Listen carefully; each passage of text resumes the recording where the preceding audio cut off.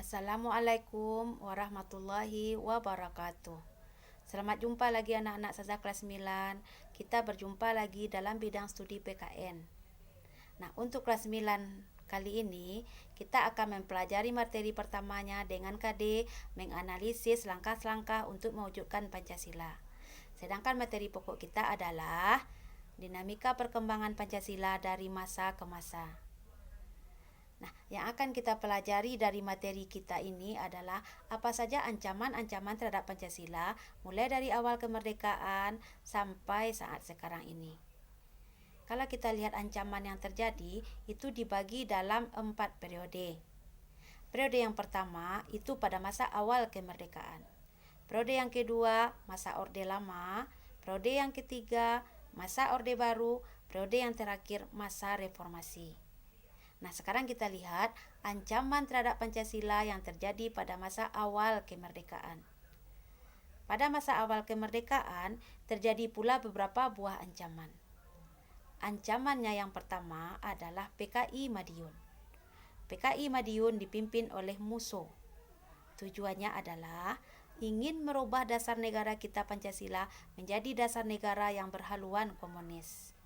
Kita tahu bahwa PKI ini tidak bisa kita pakai di Indonesia. Mereka tidak mengenal adanya Tuhan, tidak mengenal adanya agama. Pemberontakan yang dilakukan oleh musuh ini berhasil untuk dipadamkan. Kemudian kita masuk kepada ancaman yang kedua. Ancaman kedua namanya DITI. Nah, DITI ini dipimpin oleh Sekar Maji Marijan Kartosuwiryo. Tujuan pemberontakannya adalah ingin menjadikan negara Indonesia sebagai negara yang berhaluan, memiliki haluan atau berhukum Islam. Nah, kalau kita lihat, bagi kita orang Islam ini tidak merupakan masalah. Nah, kita tahu agama kita terdiri dari beberapa macam agama, multi agama. Kalau ini tetap diterapkan, jelas akan menimbulkan perpecahan. Kemudian kita masuk yang ketiga, namanya RMS, Republik Maluku Selatan. Nah, apa yang dilakukan oleh RMS? RMS, Republik Maluku Selatan. Berarti daerah yang melakukan pemberontakan adalah wilayah Maluku. Nah, wilayah Maluku ini ingin melepaskan diri dari NKRI. Mereka ingin membentuk negara sendiri. Mereka tidak mau lagi bergabung dengan NKRI. Berarti gerakan mereka adalah merupakan suatu gerakan separatisme. Pemberontakan dilakukan oleh masyarakat Maluku juga berhasil untuk dipadamkan. Kita masuk lagi kepada pemberontakan yang keempat. Namanya PRRI. PRRI adalah Pemerintahan Revolusioner Republik Indonesia. Nah, apa yang dilakukan oleh PRRI? PRRI dilakukan di wilayah Sumatera dan Sulawesi. Nah, karena apa? Karena ini merupakan koreksi kepada pemerintahan pusat. Apa yang ingin mereka koreksi? Mereka memandang Soekarno sudah menyalahi undang-undang. Apa yang dilakukan oleh Soekarno? Soekarno hanya mementingkan pemerintah pusat sehingga melalaikan wilayah-wilayah lainnya. Pembangunan yang terjadi hanya berlaku di daerah pusat. Wilayah-wilayah yang lain menjadi wilayah yang terbelakang, tidak mengalami kemajuan. Nah, pemberontakan ini juga berhasil dipadamkan. Kemudian kita masuk lagi ancamannya namanya APRA, Angkatan Perang Ratu Adil. Nah, Angkatan Perang Ratu Adil ini dipimpin oleh Westerling yang berkebangsaan Belanda. Nah, apa tujuannya? Mereka ingin membebaskan masyarakat Indonesia dari tirani. Nah, katanya hanya mereka lah yang bisa menjadikan rakyat Indonesia hidup dalam kemakmuran dan keadilan. Jadi mereka mengupayakan semua bangsa Indonesia untuk percaya kepada mereka. Nah, dia mengambil simpati bangsa Indonesia melalui berbagai upaya. Tapi pemberontakan ini juga berhasil untuk dipadamkan. Kemudian ancaman yang terakhir adalah berubahnya negara RIS menjadi negara kesatuan. Kenapa ini ancaman? Karena pada masa ini kita masih memakai Undang-Undang Dasar sementara 50. Nah, kalau kita lihat pada masa ini, berhasil pemerintah melaksanakan pemilu yang pertama tahun 1955.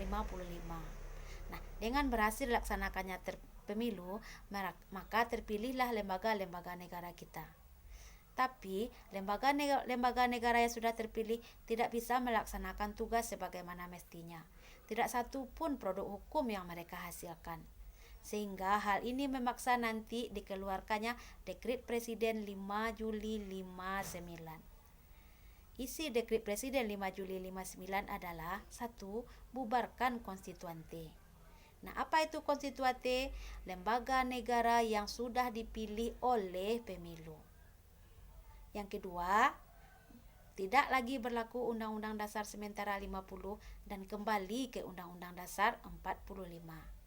Dan yang terakhir, untuk membentuk MPRS dan DPAS. Nah, anak-anak Saza, itulah penjelasan Saza dari ancaman terhadap Pancasila pada masa awal kemerdekaan. Nah, sekarang kita masuk lagi kepada masa Orde Lama. Nah, berarti Orde Lama masih di bawah kepemimpinan Presiden Soekarno. Nah, apa pula ancaman yang terjadi pada masa Orde Lama? Ancaman yang terjadi yang pertama adalah dengan adanya pengangkatan presiden seumur hidup. Nah, negara kita bukan negara kerajaan. Pelaksanaan demokrasi ada di negara kita. Presiden dipilih oleh rakyat. Kemudian yang kedua, dengan dibubarkannya DPR hasil pemilu oleh presiden. Kemudian yang ketiga, dengan dibentuknya MPRS. Nah, jelas ini sangat bertentangan karena semuanya ini harus dibentuk melalui pemilu, bukan oleh pengangkatan presiden. Nah, pada masa ini juga keluar istilah yang namanya Nasakom. Nah, apa itu Nasakom? Nasionalis, agama, komunisme. Nah, dengan adanya kata-kata komunisme ini, berarti pada masa ini kembali Partai Komunis Indonesia tumbuh di Indonesia. Nah, apa akibatnya? Dengan adanya Partai Komunis Indonesia, kembali mereka menyusun strategi, menyusun siasat untuk kembali melakukan kudeta, yang kita kenal dengan namanya peristiwa G30 SPKI pada tahun 1965. Inilah pemberontakan PKI yang terbesar di Indonesia. Mereka membunuh para jenderal, mereka membunuh para pahlawan kita, yang kita kenal dengan nama pahlawan revolusi. Mungkin sebagian anak-anak Saza sudah pernah melihat filmnya atau tayangannya. Bagaimana kalau kita lihat kekejaman dari peristiwa pengkhianatan PKI ini? Nah, itulah ancaman yang terjadi pada masa Orde Lama. Nah, sekarang kita masuk lagi kepada ancaman pada masa Orde Baru. Nah, ada kaitannya dengan masa Orde Lama tadi.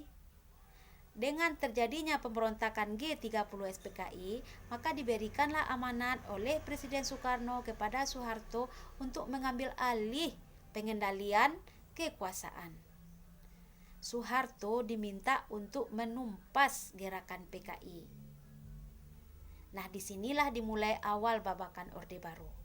Dengan berhasilnya Presiden Soeharto menumpas gerakan G30 SPKI, nah untuk selanjutnya beliau mendapat simpatik dari bangsa Indonesia.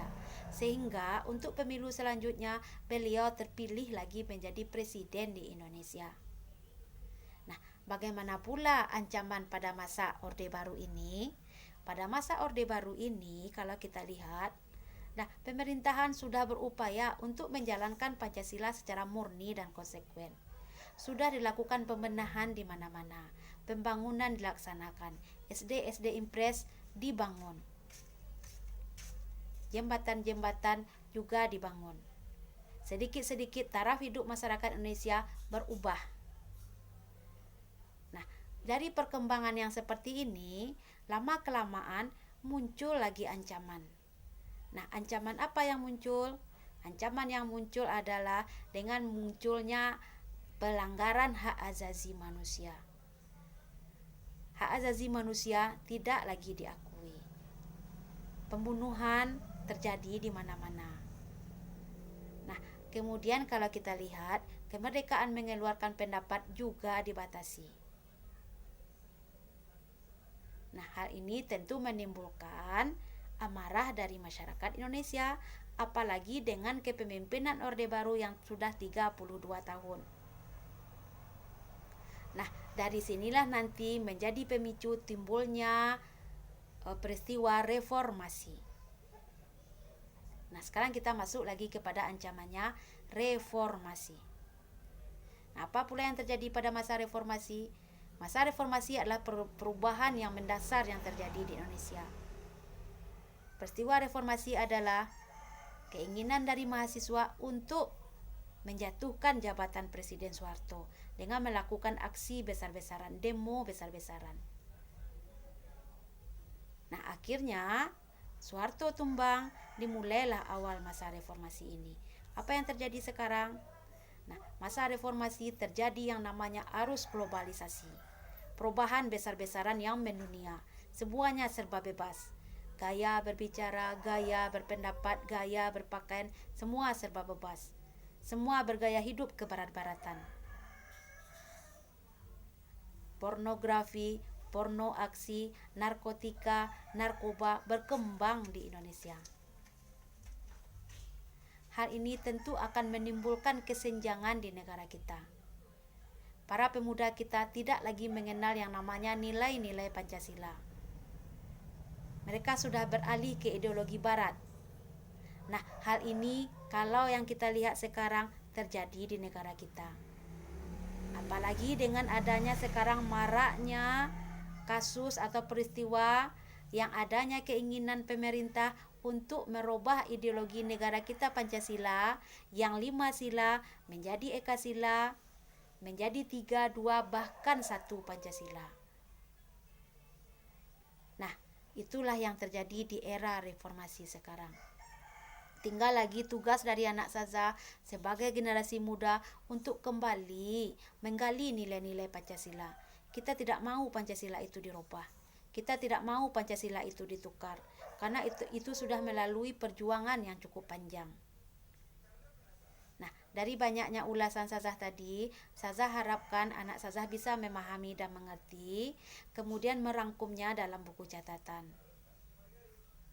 Nah, sekian yang Sazah bisa sampaikan pada pertemuan kita kali ini. Lain waktu kita sambung kembali. Sazah sudahi dengan wabillahi taufik wal hidayah. Wassalamualaikum warahmatullahi wabarakatuh.